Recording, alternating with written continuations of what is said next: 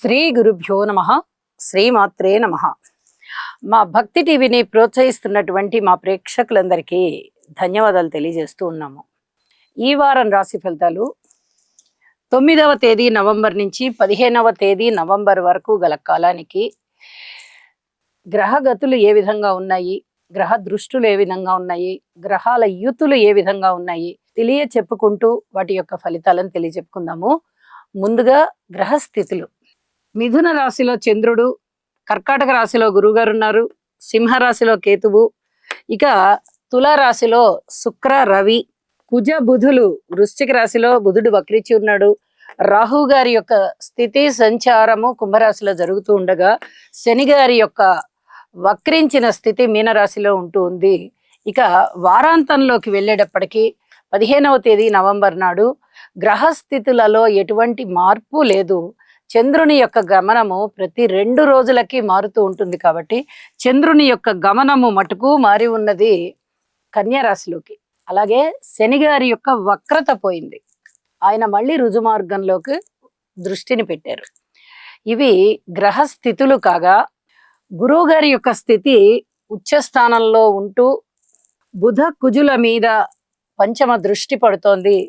అలాగే నవమ దృష్టి శని గారి మీద మీన రాశి మీద పడుతుంది. శని గారి యొక్క దృష్టులు రాసుల మీదే ఉన్నాయి తప్ప గ్రహాల మీద లేవు. కుజుని యొక్క 4వ దృష్టి రాహు గారి మీద పడుతోంది. ఇది చాలా చెప్పుకోదగినటువంటి విశేషాంశం. అలాగే అష్టమ దృష్టి చంద్రుడి మీద పడుతూ ఉంది.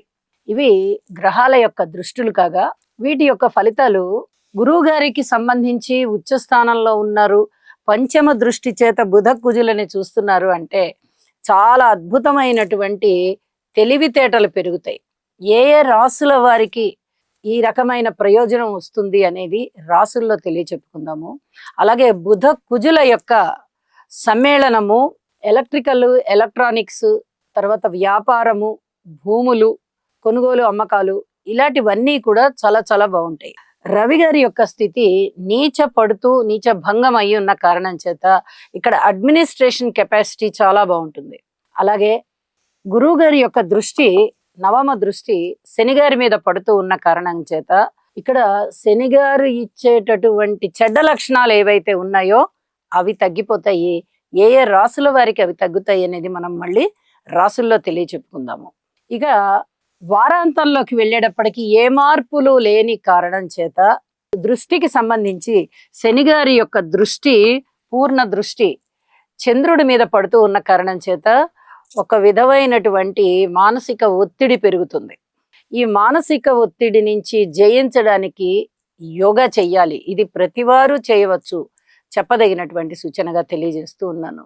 ఇక గ్రహ సమ్మేళనాలు రవి శుక్రులు కానీ బుధ కుజులు కానీ ఇవి మంచి సమ్మేళనాలు కాబట్టి తద్వారా మంచి ఫలితాలే మానవాళికి కలుగుతూ ఉంటాయి. ఇది చెప్పదగినటువంటి సూచన. ఇక గురువు గారి దృష్టి శని గారి మీద కూడా పడుతుంది అనుకున్నాం కదా. దీనికి సంబంధించి శని గారికి సంబంధించి స్తోత్ర పారాయణాలు చేసుకోవడం, హనుమాన్ చాలీసా చదవడం, శని గారికి తైలాభిషేకం చేసుకోవడం ఇవి చాలా చాలా మంచి పద్ధతులు. ఇంకా తగ్గుతాయి ఆ చెడ్డ ఫలితాలు ఏవైతే ఉన్నాయో ఏ రాసులకైనా కానీ ఆ ఫలితాలన్నీ తగ్గుతాయి. ఎందుకంటే గురువు గారి దృష్టి ఉన్నప్పుడు ఏ గ్రహమైనా సరే ఖచ్చితంగా మంచి చేస్తుంది. ఆ గురువు యొక్క గురుత్వానికి లోబడి ఉంటుంది అనమాట. కాబట్టి మంచి జరుగుతుంది. ఈ మంచి జరగడం కోసం మరింతగా ఆ గ్రహాలకి గనక మనము స్తోత్ర పారాయణలు లేదా పరిహారాలు చేసుకున్నట్టయితే చాలా వరకు ప్రశాంత జీవితం ఉంటుంది అని చెప్పి తెలియజేస్తూ రాసుల్లోకి వెడదాము. కర్కాటక రాశి. కర్కాటక రాశి వారికి ఈ వారం రోజుల కాలంలోనూ 2 గ్రహాల అనుకూలత ఉందండి. రాశిలో ఉన్న గురువు గారు చక్కగా మంచి ఫలితాలను ఇస్తున్నారు. చతుర్థంలో ఉన్నటువంటి శుక్రాచార్యుల వారు మంచి ఫలితాలను ఇస్తున్నారు. స్థిరచరాస్తుల వృద్ధి తప్పనిసరిగా కలుగుతుంది.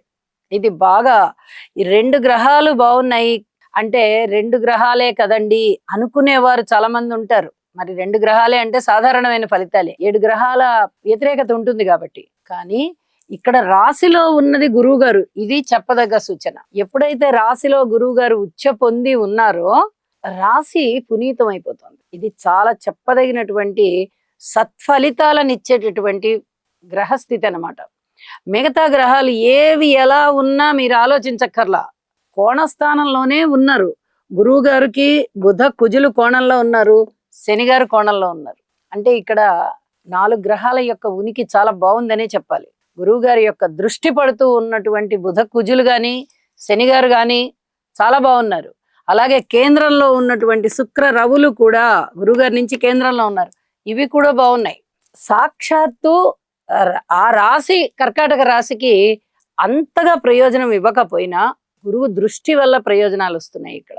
ఇది చాలా చాలా చెప్పదగినటువంటి సూచన. పైగా గురువుగారు ఉచ్చలో ఉన్నారంటే బాగా ఎక్కువగా కాంతులీనుతూ ఉంటారు, ఎక్కువ శక్తి కలిగి ఉంటారు. కాబట్టి ఇక్కడ పేరు ప్రఖ్యాతులు పెరుగుతాయి, దైవ కార్యక్రమాలలో బాగా పాల్గొంటారు, దైవ సన్నిధానంలో సన్మాన సత్కారాలు ఉండేటటువంటి అవకాశం ఉంటుంది.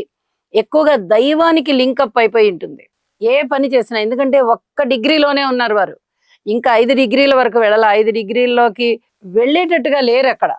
అక్కడ వ్యవహారం మళ్ళీ 1 డిగ్రీలోనే వెనుదిరుగుతారనమాట. అంటే ఫలితాలన్నీ ఆ 1 డిగ్రీకి పరిమితం అయిపోయి ఉన్నాయి. కాబట్టి ఆ అద్భుతమైన ఫలితాలన్నీ కూడా రాశిలో ఉన్నటువంటి గురుగారు మీకు ఇస్తున్నారు. ఈ ఇచ్చే క్రమంలో అన్ని రకాలు ఇస్తారు, చాలా అద్భుతంగా ఇచ్చేస్తారని చెప్పడానికి రాదు, కానీ మొత్తానికైతే మటుకు లక్షణంగా వచ్చేస్తాయి మనకు అన్నీను.